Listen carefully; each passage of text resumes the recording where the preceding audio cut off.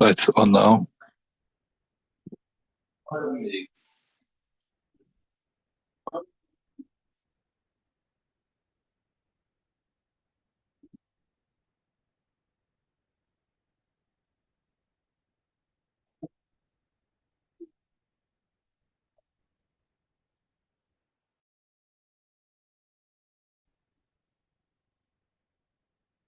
Want to explain the female sajda, but I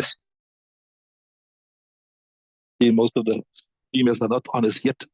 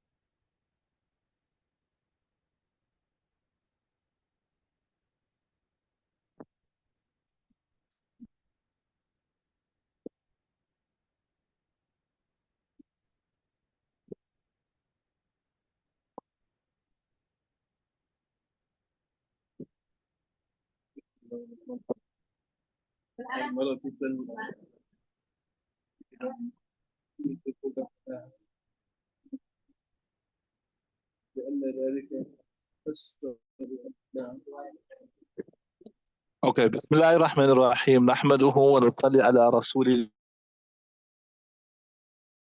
Kareem.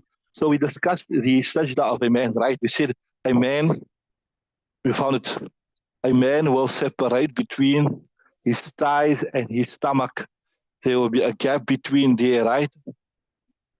And then we also said that a man, if he's a munfarid, or if he's got space without inconveniencing anybody, he will open up his arms, right? Remember? So here now, we are explaining the sajda of a woman. As is the principle with regards to a woman, she will contract herself. She will make herself less evident, right? She will make herself less evident. Hence, وَالْمَرْأَةُ تَنْخَفِضُ فِي سُجُودِهَا.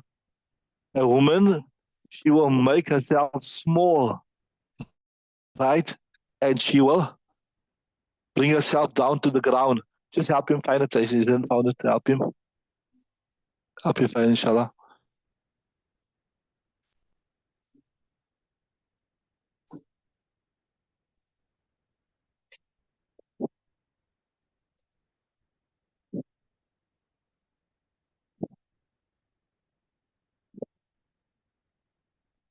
Right? So والمرأة تنخفض. خفض يخفض means to make yourself low. Like how we said, remember we said we discussed this, a man who pushes his buttock will be upright. So a woman, she will keep her buttocks down. والمرأة تنخفض وتلزق بطنها بفخذيها, and she will join her stomach with her thighs. So like a man spreads himself out. Remember we told you in the previous one, a buhma, a small kid must be able to move underneath here. She won't create that space between her thighs and the stomach, right? وتلزق بطنها بفخذها لأن ذلك أستر لها, because that is more concealing for her, right? Okay, so I just want to read this out for you, inshallah, yeah?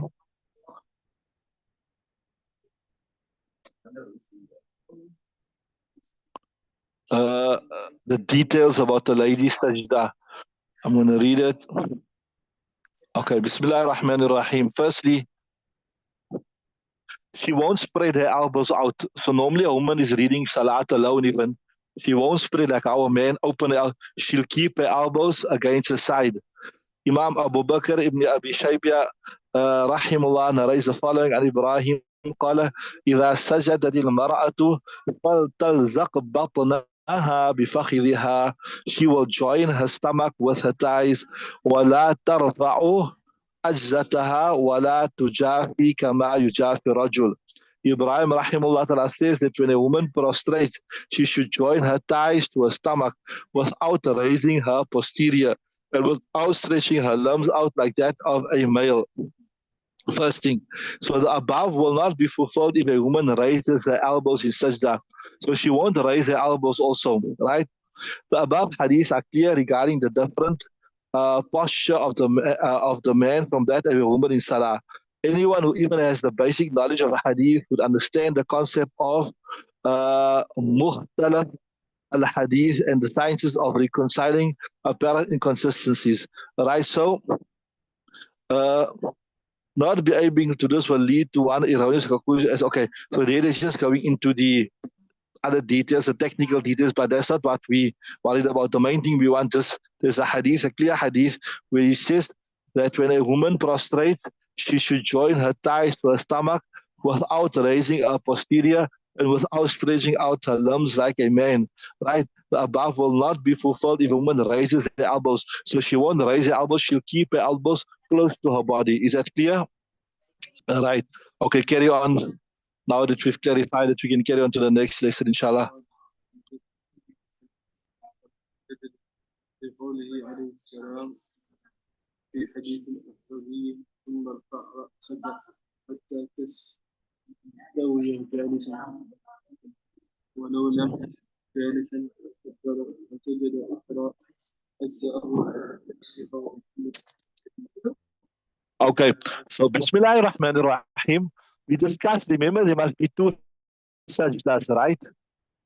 Now, before we look at the actual text, maybe I should explain to this. Here, first thing, look at me. First thing, Bismillah ar-Rahman ar-Rahim. One is, for there to be two sajdas, you must separate between the two sajdas, right? You can't say, for instance, one sajda is 3 tasbihs, right? So now you go down and you stay for 6 tasbihs and you say, I made 2 sajdas. First 3 tasbihs was one sajda, and second 3 tasbihs was the second sajda. That doesn't make sense. That is just one long sajda. So you need to separate between the 2 sajdas. And how will you separate between the 2 sajdas? You must come out of sajda. Right? Understood that? So what is considered to come out of sajda? So just see, this is saying just the sawi in sajda, right? And this is the sitting position, right? Look at this, right? So when you come out of sajda, where you in a position closer to the sitting position, then the sajda, now we'll say you came out of sajda. You understood that? So what that would effectively mean is this here. For us to say you have done 2 sajdas, for us to say you have done 2 sajdas, you must at least what? Come out of the first sajda and go closer to the sitting position, even if you don't go into the sitting position. Even if you don't go into the sitting position, you just go closer to the sitting position, then we will say what? That you have made 2 sajdas. Now I told you, you might even see this sometimes you see among the older people, or maybe even the ladies.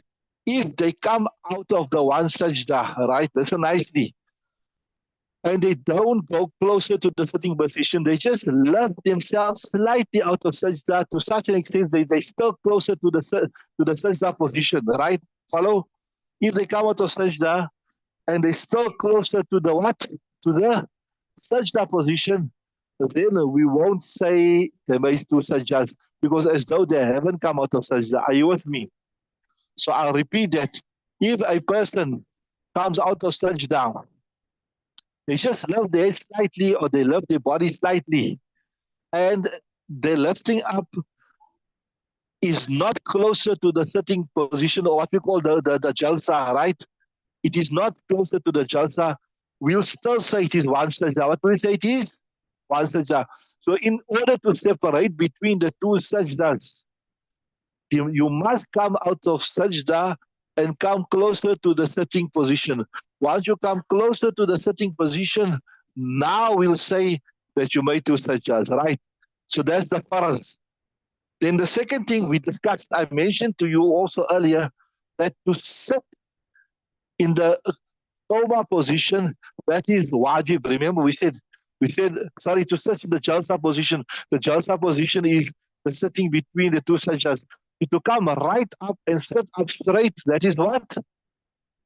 That is wajib.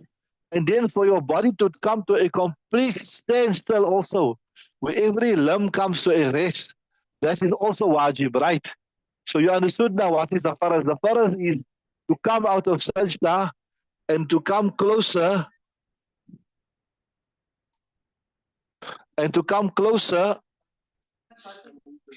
to the what you call it, to the jalsa position, that is faraz. But to come right up and sit up straight, right? To come right up and sit up straight, right?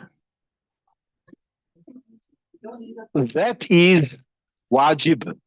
And for the body to come to a standstill, that is also wajib. Are you with me?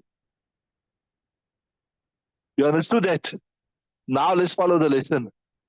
ثم يرفع رأسه, then he will raise his head, he will come out of sajda, ويكبر, and he will make takbir. And we got a proof, proof, كان يكبر عند كل خفض ورفض, right?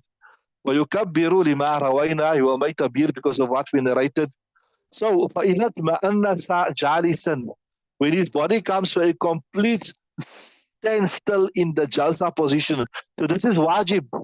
You mustn't just come into the jalsa position and then quickly go out of the jalsa position again.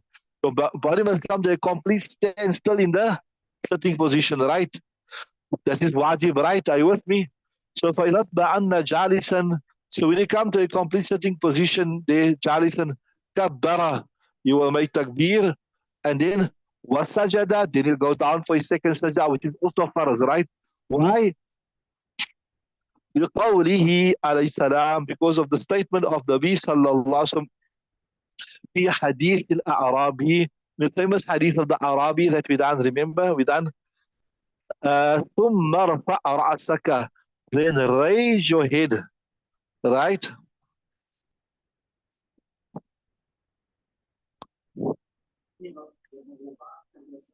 Then raise your head حتى تستوي جالسا, until you come to تستوي, a straight sitting position. So that's wajib, right? So this is very, very important. I can tell you most people are negligent of this. Most people are reading salah on their own, and even I can tell you even the ladies are negligent of this. So it is wajib that between the 2 sajdas, that your body must come to a complete standstill. And if you read the sunnah dua, what Allah fili warhamni wa afini wa ahdini warzuqni, that dua, if you read that dua, then it will make sure, by taking time to read the dua, that will ensure that your body is coming to a standstill, right? Right? ثم ارفع رأسه حتى يستوي جالسا. So they're saying, ولو لم يستوي جالسا وكبر وسجد أخرى أجزأه عند أبي حنيفة ومحمد. Like I explained to you, if your body doesn't come to a complete standstill, but you just came out of the sajda, then we'll say you done the faraz. You know, you made two sajda. وَلَوْ لَمْ يَسْتَوِي جَالِسًا. He does not come to a complete straight sitting position. وَكَبَّرَ, and he makes a takbir. وَسَجَدَ أُخْرى, and he goes to the next sajda. أَجْزَأَهُ عِنْدَ أَبِي حَنِيفَةَ وَمُحَمَّدٍ. We'll say that his second sajda is done. Why? Because we said earlier that according to them, this is wajib, right? To sit at your body, for your body to come at a complete rest, right? So أجزأه إن أبي حنيفة محمد رحمه الله تعالى وقد ذكرناه, right? So وقد تكلموا في مقدار الرفع. The ulama have spoken and they've discussed, when we say you must come out of sajda, how much must you come out of sajda? I explained to you already. I told you, you must come so much out of sajda that you are closer to a sitting position. Now we'll say you separated between what? Now we'll say you separated between the two sajdas and you made two sajdas. But if you come out so little that you are still closer to the sajda position, you say as though you only made one sajda. You understood them? So, وَتَكَلَّمُوا فِي مِقْدَارِ الرَّفْعِ. The ulama have spoken and discussed with regards to the extent in which you must make rafa. وَالْأَصَحُ أَنَّهُ إِذَا كَانَ إِلَى السُّجُودِ أَقْرَبْ لَا يَجُوزُ. The correct thing is, if he came out so little out of sajda that he is still closer to the sajda position, then as though he didn't come out of sajda, as though he made two sajdas. You understood that? Sorry, as though he made one sajda. But لأنه يعد ساجدا, because he hardly came out of sajda, he's closer to the sajda position, so it will be so considered to be a person who is in sajda, a person who made one sajda, right? Are you with me?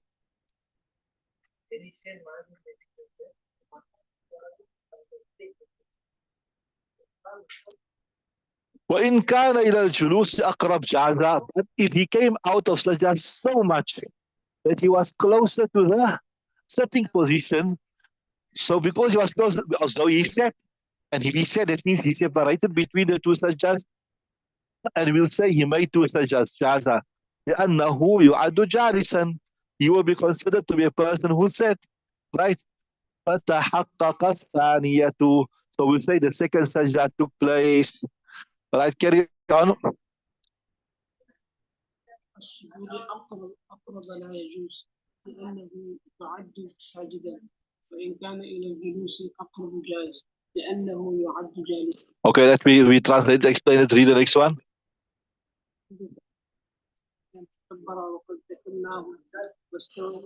Right. So for إذا اطمأن ساجدا, so when a person now has come to a complete rest, like I told you, it is wajib, ne? It's wajib for your body to come to a rest in every position. فإذا اطمأن ساجدا كبر, you will make takbir. وقد ذكرنا, we gave the reason why I make takbir, because كان يكبر عند كل خفض ورفض, right? Right, كبر. وقد ذكرنا, we mentioned this. واستوى قائما, then he will go straight up. على صدور قدميه, upon the sudur. Yeah, we can say sudur normally means chest, sadar. But in this context, we can say sudur here would mean upon the balls of his feet. He will go straight up, right? He won't pause a little while, sit there. Or also, if he's young and healthy, he won't take support on his hands, right? واستوى قائما على صدور قدميه ولا يقعد. You will not sit for a little while like how the Shafis do. The Shafis say after tashawwud, etc., or after the sajda, you sit a little while. It's called jalsa istirahat. ولا يقعد, not sit. ولا يعتمد بيديه على الأرض. He won't take support with his hands on the ground, right? Just straight up on the balls of your feet, right?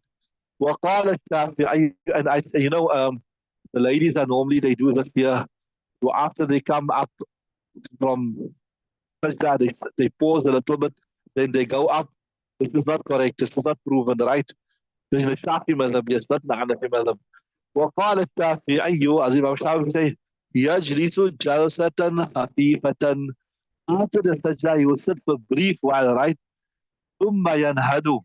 Then he will نهد ينهد. you will stand up mu'tamidan al-aradi, taking support from the ground. This is not from the Hanafi madhab. And what is proof? His proof is لأن النبي صلى الله عليه وسلم فعل ذلك. That Nabi صلى الله عليه وسلم done that. Nabi صلى الله عليه وسلم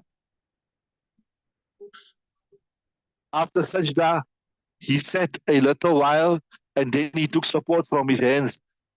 We say, no, you don't do that. We say, you don't do that. Carry on reading. لأن ولنا حديث أبي هريرة رضي الله عنه النبي صلى الله عليه وسلم كان ينهى الصلاة على صدور أهله رواه كبري ولأن هذه قاعدة راحة والصلاة وضعت لها الركعة الثانية. Okay, we stop there, right? So we say no. You don't pause after the sajda for a little while. You go straight up. ولنا حديث أبي هريرة رضي الله عنه. For us, we have the hadith of Abu Hurairah. أن النبي صلى الله عليه وسلم كان ينهل على صدور قدميه. He used to rise quickly upon the balls of his feet. وما رواه محمول على حالة الكبر. Yes, there is a hadith that suggests that Nabi صلى الله عليه وسلم after sajda would come up for a seki, then he would stand up. But we said that was when Nabi sallallahu alaihi wasallam was reached an advanced age. So he couldn't rise up quick. You understood that? So وما رواه محمول على حالة الكبر, that which says that he waited a minute and then he stood up, that was when he was in an advanced stage. ولأن هذه قاعدة استراحة. And we say, look here, to say that after sajda you must pause a little bit, that is called قاعدة استراحة, set to rest. والصلاة, now there is giving the logical explanation, giving the dalale, the dalile aqli.